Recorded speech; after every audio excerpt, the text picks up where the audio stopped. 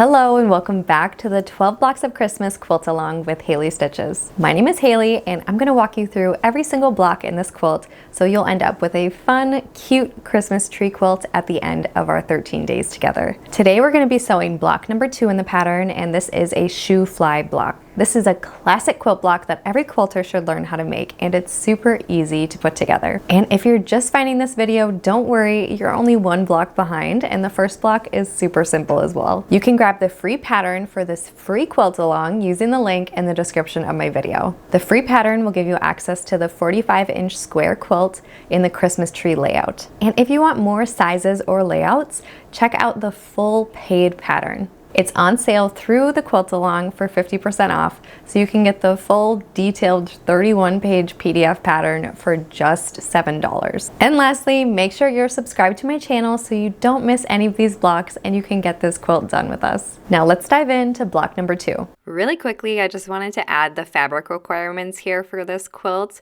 so you can look at them here. I've also added them to the free download, so if you have yet to download the free pattern, these fabric requirements and full cutting instructions, if you want to cut like with the fabric strips and cut it all at once, are in there now.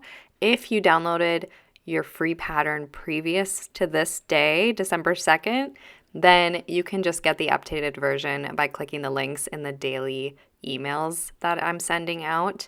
If you can't figure out where to find the updated pattern, just shoot me an email at haley@haleystitches.com and I will email it to you.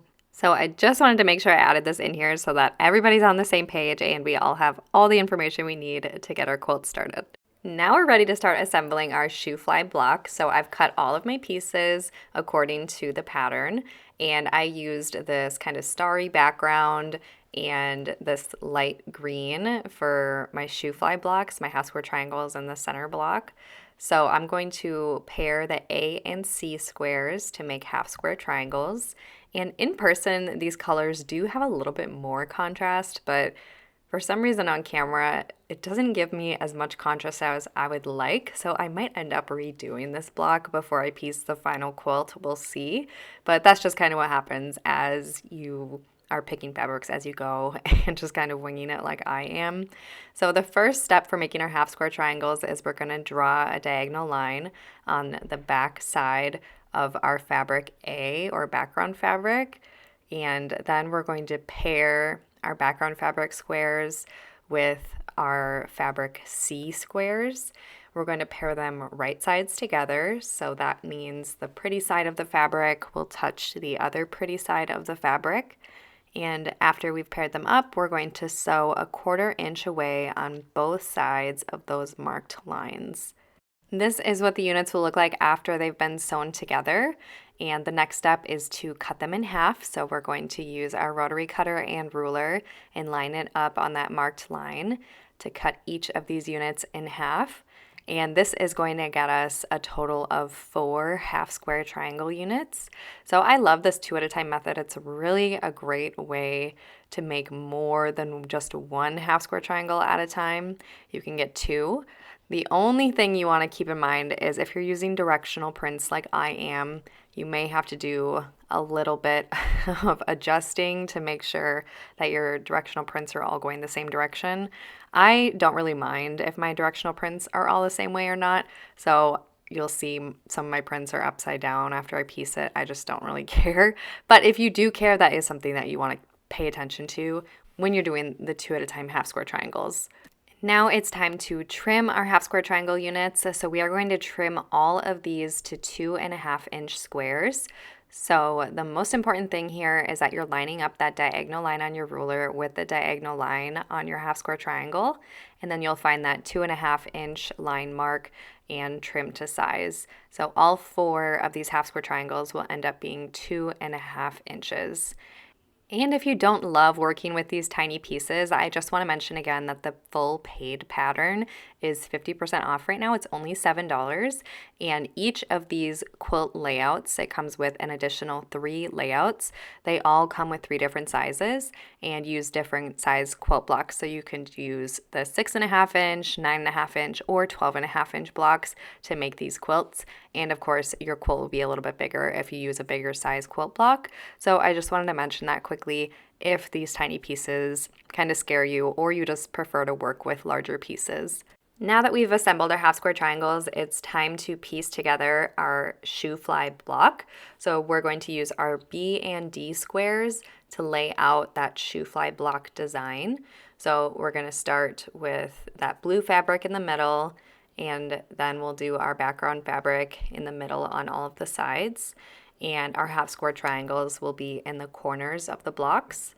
So for the Shoo Fly shape, you just want to make sure that the darker fabric of the half square triangle is pointing towards the center, and that's going to give us that classic Shoo Fly block design. What I love about the Shoo Fly block is that it's pretty forgiving. You don't have to worry about the points so much because they're all on the edges. So as long as you maintain that 1/4 inch seam allowance all the way around, then you'll be good to go.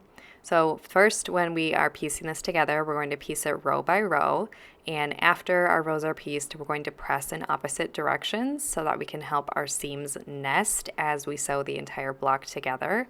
So this is what it looks like when your seams nest. The seams are pressed in opposite directions, and that just helps all of your pieces line up nicely and you get those crisp lines.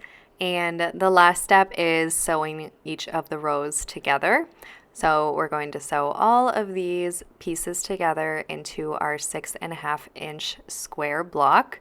And as you can see, I pressed open on the back just to help reduce a little bit of that bulk with all of these seams.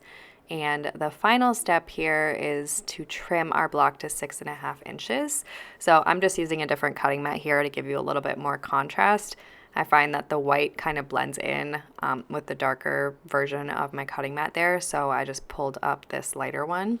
So when you're trimming, you just want to make sure that they have a 1/4 inch all the way around from those points, and that's going to help make sure that you don't lose your points as you start piecing your quilt together. So you really only need to trim a little bit, like a slivers off of this, as I am. And if you only have a little tiny bit to trim, then you know that your 1/4 inch seam allowance is pretty accurate. And here is my finished Shoo Fly block. So as you can see, the lighting changes a little bit and the contrast kind of fades out. So I don't know, what do you guys think? Do you think I should add a more contrasting fabric to this block? I'm not sure yet. We'll see maybe at the final layout if I want to adjust it or not. Anyways, I hope you guys are having fun quilting along with me. I am so excited to see all of your blocks as you start piecing them. You can share on social media using the hashtag 12 blocks of Christmas quilt and tag me at Haley Stitches, or you can send me an email of your blocks as you make them. I would love to see them. If you have any questions or anything comes up, leave a comment on this video and I'll get back to you, or you can email me and I'll email you. And if it's a common question, I will bring it up again in tomorrow's video, like I had that little segment earlier where we talked about the fabric requirements. I'm doing these voiceovers real time, day by day, so I can answer questions as they come up. So I will see you again tomorrow at 10 a.m. Central Time for Block 3.